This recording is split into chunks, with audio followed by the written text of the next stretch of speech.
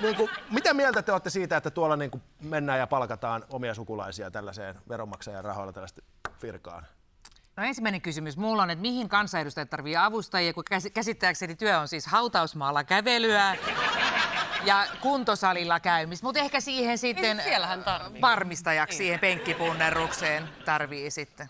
Mä oon siis mä oon 100% Team Kaisa Juuso. Okei. Olen kyllä. Ja nyt kun Selänteeltäkin tuli varmistus, sitä odoteltiin sieltä.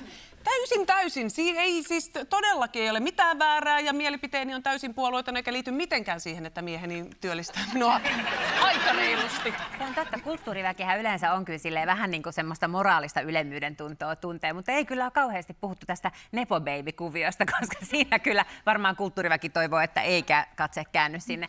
Itse Salmiset, niin Reijo ja Eppu ja Krisse on tosi kovia esiintyjiä ja sitten sen takia myös Roope on päässyt telkkariin, vaikka hän on ihan tavallinen seksuaalirikollinen. Voi.